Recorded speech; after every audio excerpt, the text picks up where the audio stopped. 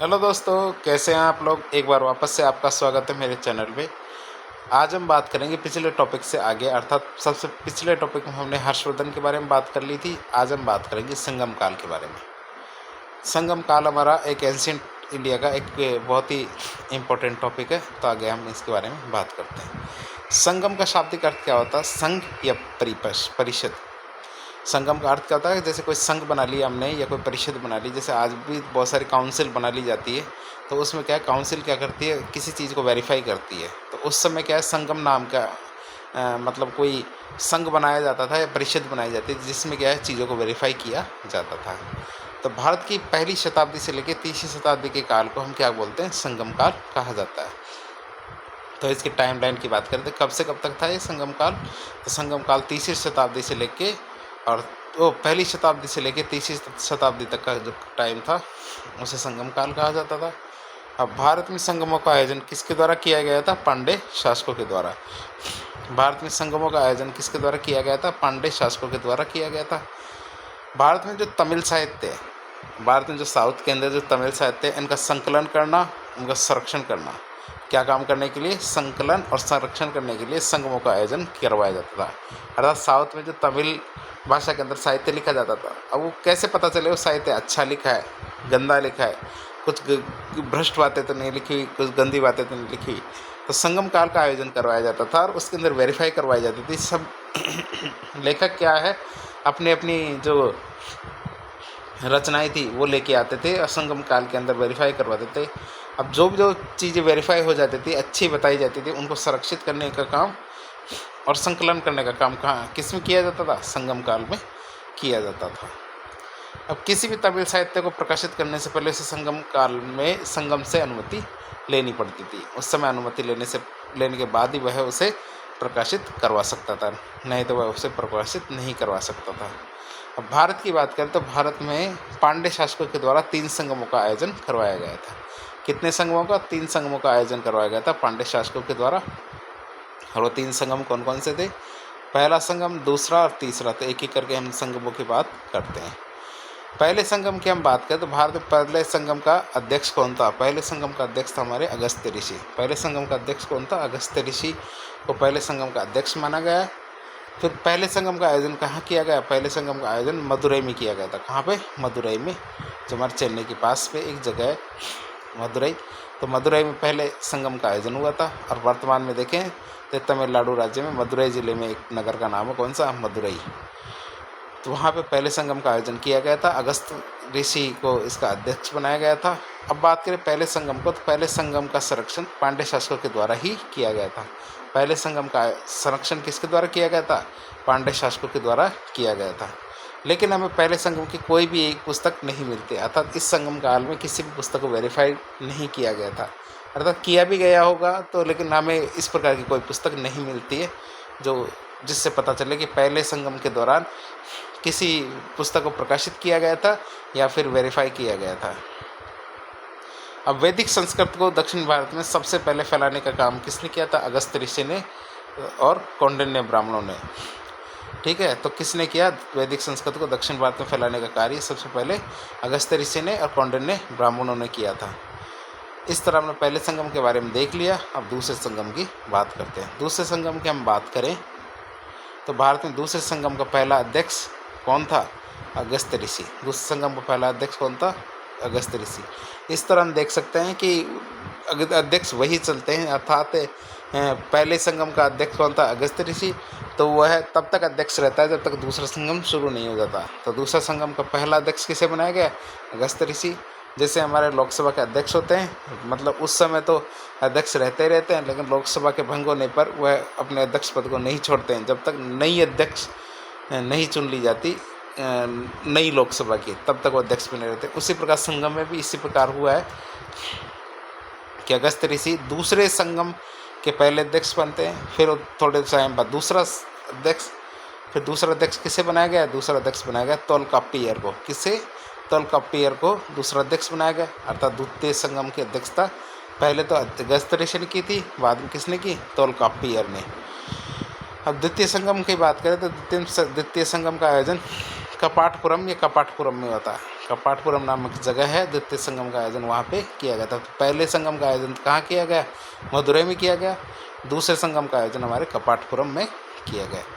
अब द्वितीय संगम की बात करते हैं, इसका संरक्षण पांड्य शासकों के द्वारा किया गया था। तो इस तरह हमने देखा कि 2 संगम हुए, दोनों संगमों का संरक्षण किसके द्वारा किया गया था? पांड्य शासकों के द्वारा किया गया। अब दूसरे ऐसा नहीं है कि दूसरे संगम में भी हमें कोई पुस्तक नहीं मिलेगी, फिर तो कोई मतलब ही नहीं बचा। तो द्वितीय संगम में क्या किया? तोलकाप्पियम के द्वारा तोलकाप्पियम नामक एक किताब लिखी गई थी, एक पुस्तक लिखी गई तोलकाप्पियम, जिसका कि आप चित्र में भी देख सकते हैं। तोलकाप्पियम ये पुस्तक है, ये द्वितीय संगम के दौरान लिखी गई थी। अब बात करते हैं आगे। तो तोलकाप्पियम नामक किताब है ना, ये किसके द्वारा लिखी गई थी? तोलकाप्पियर के द्वारा लिखी गई थी, जो द्वितीय संगम के अध्यक्ष थे।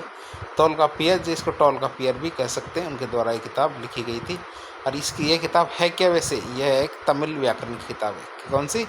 तमिल व्याकरण की किताब है, कि तमिल भाषा में किस तरह लिखा जाता है, तो उसकी व्याकरण की किताब है तोलकाप्पियम। भारत में तमिल व्याकरण की पहली पुस्तक मानी जाती है तोलकाप्पियम को। तोलकाप्पियम को क्या माना जाता है? तमिल व्याकरण की पहली किताब मानी जाती है। और संस्कृत भाषा की पहली पुस्तक किसे मानी जाती है? अष्टाध्यायी को, अर्थात व्याकरण की, संस्कृत भाषा के व्याकरण की पहली पुस्तक मानी जाती है पाणिनि के अष्टाध्यायी को। तो हमने देख लिया तोलकाप्पियम ने, तो हमारा तोलकाप्पियम पुस्तक किसने लिखी? तोलकाप्पियर ने। और संस्कृत व्याकरण की पहली पुस्तक किसे माना जाता है? पाणिनि की अष्टाध्यायी। अब 2 संगमों के बारे में बात कर लिया, अब तीसरे संगम के बारे में हम बात करते हैं। भारत में तीसरे संगम का अध्यक्ष कौन था? नक्कीकर। कौन था? नक्कीकर, नक्कीरर। भारत में तीसरे संगम का आयोजन कहाँ किया गया था? उत्तरी मदुरई में। तो पहले संगम का आयोजन मदुरई में, दूसरे संगम का आयोजन हमने देख लिया था कहाँ पे? कपाटपुरम में। और तीसरे संगम का आयोजन हमारे उत्तरी मदुरई में हुआ था। तो इस तरह हमने इनके आयोजन भी देख लिए। अब मदुरई भारत की तमिलनाडु मदुरई में, और इसको संरक्षण भी किसने दिया था? पांड्य शासकों ने। तो इस तरह हमने देख लिया 3 संगमों का आयोजन हुआ था, तीनों संगमों का संरक्षण किसके द्वारा किया गया था? पांड्य शासकों के द्वारा। अब तृतीय संगम के दौरान कौन कौन सी पुस्तकें लिखी गई थी वो देख लेते हैं। उस समय कौन कौन सी पुस्तकें लिखी गई थी? एक तो हमारे शिल्पाधिकारम, एत्थुकोते, पत्तु, मणिमेकलई, जीवक चिंतामणि, कुरल या तिरुकुरल। तो इस तरह बहुत सारी किताबें लिखी गई थी, लेकिन उनमें कुछ खास किताबें ये है। एक एक करके थोड़ी थोड़ी जानकारी ले लेते हैं इन किताबों के बारे में। सबसे पहले बात करें तो शिल्पाधिकारम की। शिल्पाधिकारम पुस्तक किसके द्वारा लिखी गई थी? इलांगो आदिगल के द्वारा लिखी गई थी। इलांगो आदिगल के द्वारा कौन सी पुस्तक लिखी गई? शिल्पाधिकारम। अब इलांगो आदिगल की बात करें तो ये कौन था? ये चोल वंश के शासक सेनगुट्टुवन का भाई था। जो सेनगुट्टुवन था ना, चोल वंश का शासक, उसका भाई था कौन? इलांगो आदिगल। अब इस पुस्तक में क्या लिखा गया है? शिल्पाधिकारम नामक पुस्तक को नुपुर की कहानी भी कहते हैं। नुपुर अर्थात पायल की कहानी, क्योंकि शिल्पाधिकारम का शाब्दिक अर्थ होता है नुपुर अर्थात पायल। ठीक है, तो आप देख सकते हैं शिल्पाधिकारम मणिमेकलई के द्वारा लिखी गई पुस्तक है, जो आप चित्र में भी देख सकते हैं। तो शिल्पाधिकारम के बारे में हम थोड़ी सी जानकारी ले ली। आगे हम बात करते हैं शिल्पाधिकारम कैसी पुस्तक है। शिल्पाधिकारम एक महिला प्रधान पुस्तक है। परीक्षा के लिए आप पॉइंट्स को याद कर सकते हैं, परीक्षा में बहुत ज़्यादा पूछे जाते हैं। आगे बात करें शिल्पाधिकारम नामक पुस्तक में कोवलन और कन्ननी की कहानी है। ये 2 हमारे कैरेक्टर है उसके शिल्पाधिकारम के, एक तो कोवलन है और कन्ननी। अर्थात शिल्पाधिकारम पुस्तक के नायक कौन है? कोवलन, और नायिका कौन है? हमारी कन्ननी। और शिल्पाधिकारम को तमिल साहित्य का पहला महाकाव्य भी माना जाता है। महाकाव्य अर्थात बड़ा काव्य कौन सा है हमारा? शिल्पाधिकारम को माना जाता है तमिल साहित्य का। दूसरी रचना देखें तो हमारे एत्तुकोते की बात करते हैं। इस पुस्तक में 8 भजनों का संग्रह किया गया है। कितने? 8 भजनों का संग्रह किया गया है। और 8 भजन कौन कौन से हैं? एक तो नन्निने, कुरुंतोके, कुरुन्नारू, अहन्नारू, परिपादल, एनकुरनर, पदित्रुपतु, कलित्थोके। तो इस तरह एत्तुकोते को याद कर सकते हो। एत्तुकोते में क्या किया गया? 8 भजनों का, 8 ग्रंथों का संकलन किया गया है। इसके बाद आता पत्तु की बात करें तो पत्तु पुस्तक है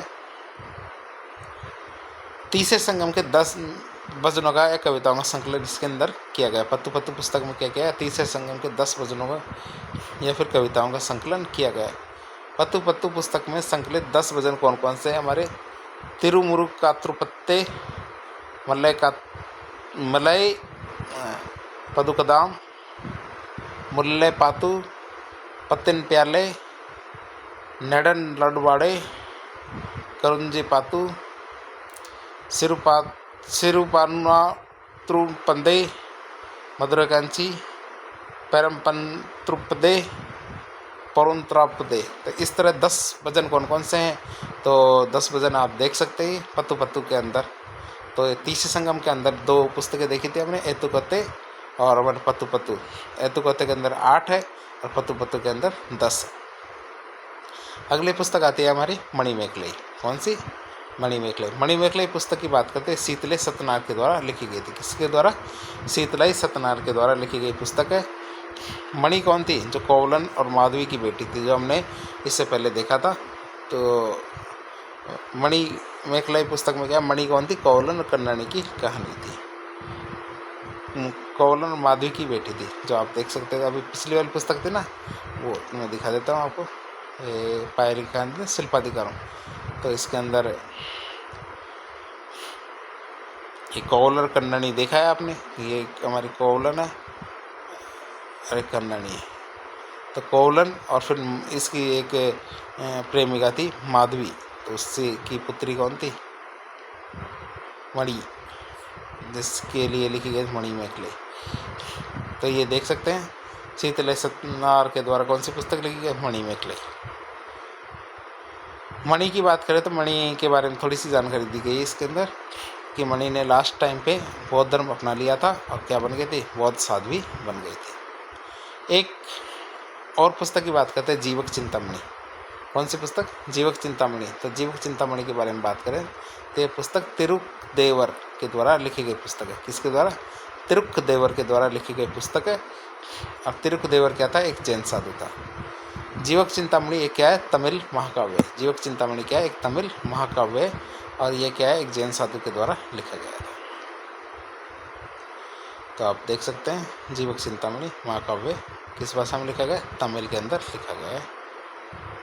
अब जीवक चिंतामणि से संबंधित कुछ बातें देखें तो जीवक चिंतामणि क्या? जैन धर्म से संबंधित था हमारे। जीवक चिंतामणि पुस्तक को विवाह ग्रंथ भी कहा जाता है। जीवक चिंतामणि पुस्तक को क्या कहा जाता है? विवाह ग्रंथ भी कहा जाता है। जीवक चिंतामणि पुस्तक को तमिल में मननूल कहा जाता है। इस पुस्तक को क्या कहा जाता है? तमिल में मननूल कहा जाता है जीवक चिंतामणि को। जीवक क्या? चोल वंश का एक राजकुमार था और इस पुस्तक में क्या है? इस पुस्तक का नायक कौन है? जीवक खुद है। अब जीवक ने इस पुस्तक में क्या है? इस पुस्तक के अनुसार 8 विवाह किए थे, अंत में वह क्या बन जाता है? साधु बन जाता है। जीवक चिंतामणि में यह होता है, जीवक ने शांति प्राप्त करने के लिए 8 विवाह किए, लेकिन उसके बाद भी शांति नहीं मिली और अंत में वह साधु बन जाता है। अगली पुस्तक देखें तो हमारे कुरल या तिरुकुरल, इसके बारे में बात करें तो कुरल तिरुकुरल इन पुस्तक की रचना किसके द्वारा की गई थी? तिरुकुरल के द्वारा तिरुवल्लुवर के द्वारा की गई थी। तो हमारे तिरुकुरल पुस्तक की रचना तिरुवल्लुवर के द्वारा की गई थी। अब तिरुकुरल पुस्तक को कुरल के रूप में भी जाना जाता है। या तिरुकुरल पुस्तक को क्या है? कुरल के रूप में जाना जाता है। ये तिरुकुरल आप पुस्तक देख सकते हैं किसके द्वारा लिखे गए थे? तिरुवल्लुवर के द्वारा। आगे हम बात करें इसकी तो संत तिरुवल्लुवर को वल्लुवर भी कहा जाता है। संत तिरुवल्लुवर को क्या? वल्लुवर भी कहा जाता है। संत तिरुवल्लुवर क्या? एक तमिल कवि थे। क्या थे? एक तमिल कवि थे। संत तिरुवल्लुवर जाति से क्या थे? जुलाहा थे। जाति से जुलाहा थे संत तिरुवल्लुवर। और संत तिरुवल्लुवर एक समाज सुधारक संत भी थे। तिरुवल्लुवर क्या थे? एक समाज सुधारक संत थे। प्रसिद्ध तमिल कवि तिरुवल्लुवर की 12 फीट ऊंची एक मूर्ति बनाई गई है। कहाँ पे? हरिद्वार, हमारे उत्तराखंड में। उत्तराखंड में हरिद्वार नाम की जगह है, वहाँ पे संत तिरुवल्लुवर की 12 फीट ऊंची मूर्ति भी लगाई गई है, जो क्या है? खुद प्रसिद्ध तमिल कवि थे। और हरिद्वार कहाँ? उत्तराखंड राज्य में एक जगह है। अब तमिल साहित्य की बात करते हैं। तमिल साहित्य की बात करें हम तो तमिल साहित्य में जैन धर्म और बौद्ध धर्म की जानकारी हमें मिलती है। तमिल साहित्य से क्या मिलती है हमें? बौद्ध धर्म और जैन धर्म की जानकारी मिलती है।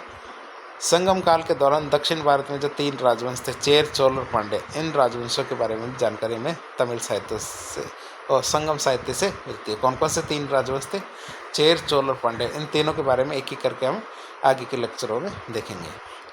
तो संगम साहित्य में निम्नलिखित राजवंशों की जानकारी मिलती है, जैसे चेर, चोल और पांड्य।